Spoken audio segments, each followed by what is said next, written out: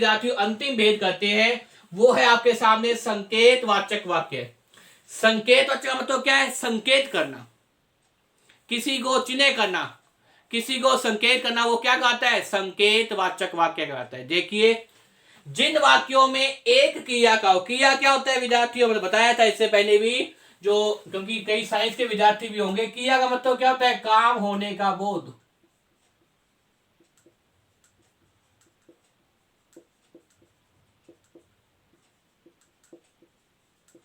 क्रिया क्या है विद्यार्थियों? काम होने का बोध।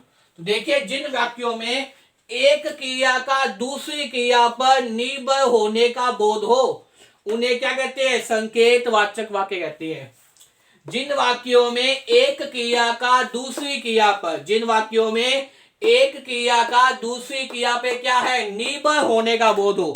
ये बहुत ही महत्वपूर्ण चीज है विद्यार्थियों, निर्भर होना। निर्भर होने का मतलब क्या है? अगर पहली क्रिया नहीं होगी तो दूसरी संभव नहीं। बहुत ही महत्वपूर्ण लाइन। अगर पहला काम नहीं हुआ तो दूसरा काम नहीं होगा कभी भी। दूसरा जो काम है, दूसरी जो की है, काम का किया का मतलब क्या है? काम होना। तो मैं बता देता हूं इजी लैंग्वेज के अंदर, सरल लैंग्वेज विद्यार्थियों, दूसरा काम हमेशा पहले काम पे डिपेंड करेगा। अगर पहला काम नहीं हुआ तो दूसरे काम का कोई अस्तित्व भी नहीं है। तो देखिए विद्यार्थियों, संकेतवाचक वाक्य, जिन वाक्यों में एक क्रिया का दूसरी क्रिया पर निर्भर होने का बोध हो। बोध का मतलब क्या होता है? पता चलता हो। बोध का मतलब क्या होता है वास्तव में? पता चलता हो, उन्हें संकेतवाचक वाक्य कहते हैं। उन्हें क्या कहते हैं विद्यार्थियों?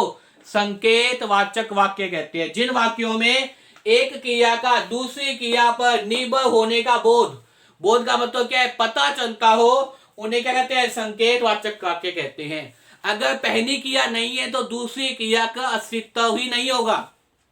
अगर पहली क्रिया नहीं है तो दूसरी क्रिया क्या होगा? अस्तित्व भी नहीं होगा। जैसे उदाहरण देखिए, मन लगाकर पढ़ोगे तभी पास होगा।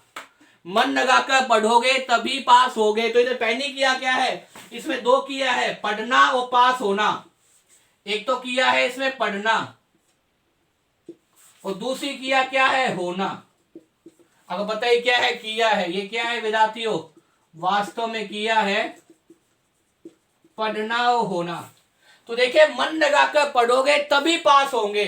मन लगाकर पढ़ोगे तो ये क्या है आपके सामने? क्या है विद्यार्थियों? पहली क्रिया है। और ये क्या है विद्यार्थियों? दूसरी क्रिया।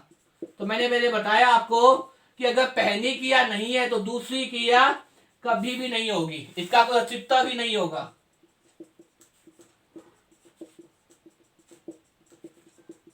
अगर पढ़ोगे नहीं तो पास कहां से होगा?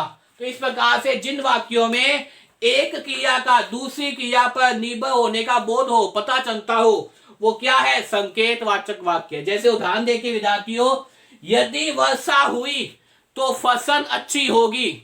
यदि वर्षा हुई तो फसल अच्छी होगी। अगर बरसात नहीं हो तो फसल नहीं होगी। इसलिए वर्षा होना और अच्छा होना, तो अगर वर्षा नहीं तो फसल नहीं। तो पहली क्रिया का क्या है? दूसरी क्रिया किस पे आधारित है? पहली क्रिया पे आधारित है। इसी प्रकार देखिए, यदि आप आते तो इतनी मुसीबत न आती। अगर वह चले तो मैं अवश्य जाऊंगा। अगर वह चले तो मैं अवश्य जाऊंगा।